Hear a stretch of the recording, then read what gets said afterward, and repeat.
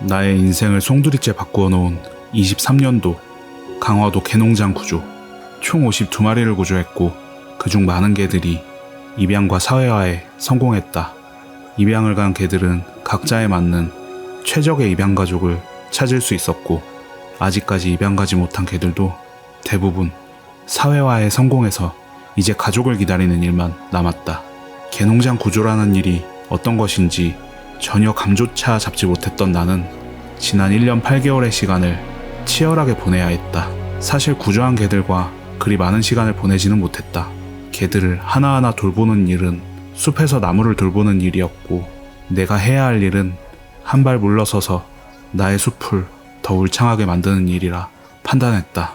그리고 그 일은 바로 말도 안 되는 숫자의 구조견들을 돌보는 데 필요한 재원을 마련하는 것과 입양처를 찾는 일이었다.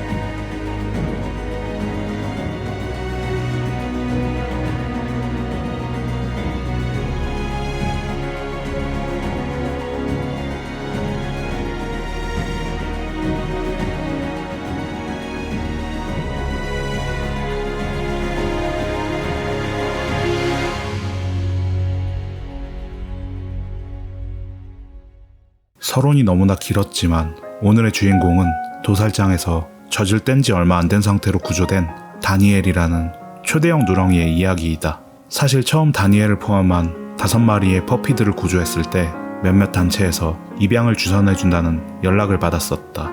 하지만 전제 조건이 달려있었다. 입양 후 소식을 기대하지 말라는 것이었다. 한 마리라도 입을 줄여야 한다는 현실적인 고민과 구조의 완성은 곧 입양 후의 소식이라는 나의 소신이 충돌했다. 오랜 시간을 고민한 끝에 결국 입양 주선을 거절했다. 그 이후 녀석들은 정말 말도 안 되는 속도로 자라기 시작했다. 거짓말을 좀 보태서 눈 깜짝할 사이에 송아지만한 거구들로 성장했다. 그렇게 몇 달이 지난 어느 날 결국 녀석들은 해외 입양의 한계 체중인 35kg을 훌쩍 넘어갔고 45kg의 크기가 되었다.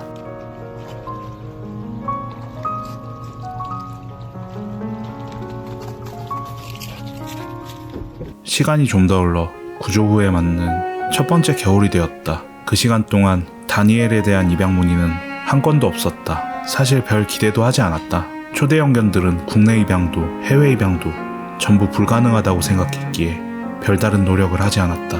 그냥 직원들의 돌봄을 받으며 여기서 평생을 살게 하리라는 생각도 했었다. 그렇게 바쁜 나날들을 보내면서 다니엘은 나의 마음속에서 점점 잊히고 있었다.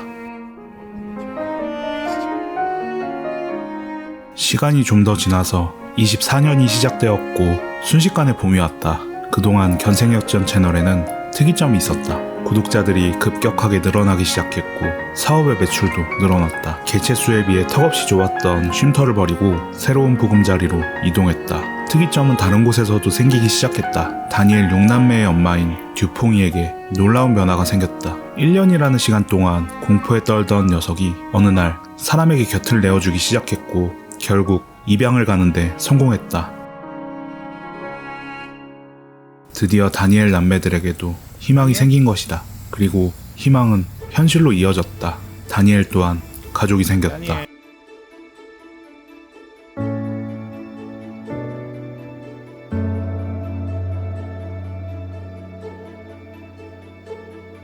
그래서 나는 다니엘이 가족을 만날 때까지 집에서 돌보기로 했다. 그렇게 다니엘과의 동거가 시작됐다.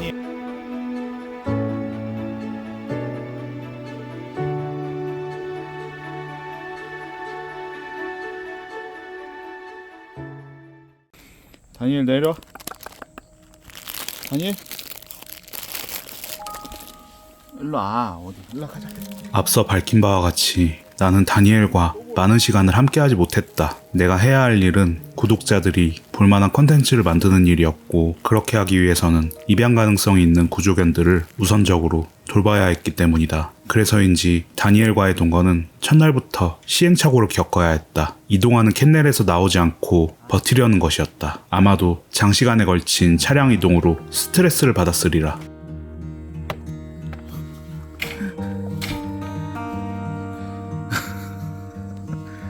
다니엘,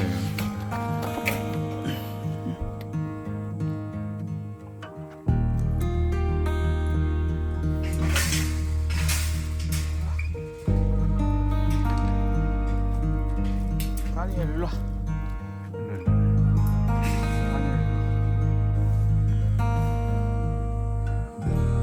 다니엘.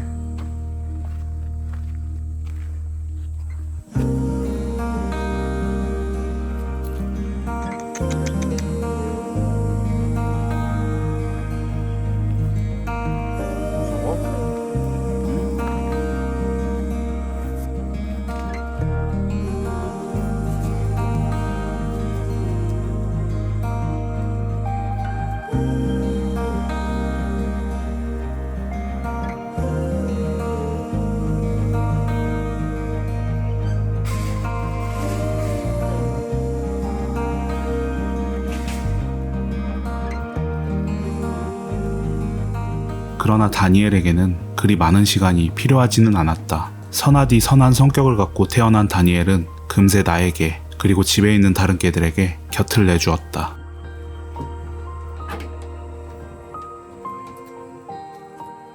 그리고는 물을 한 모금 들이키더니 신나게 뛰어다니기 시작했다.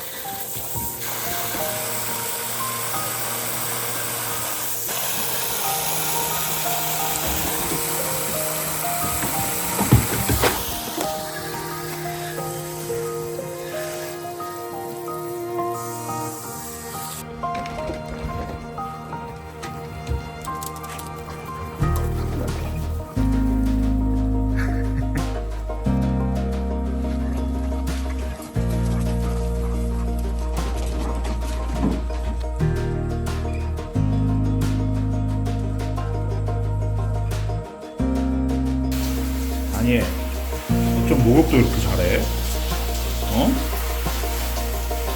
다니엘.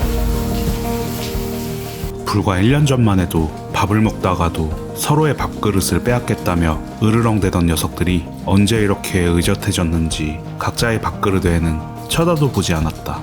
대견하기도 했지만 한편으로는 이 커다란 녀석들에게만 유독 빠르게 흐르는 시간이 야속하기만 했다.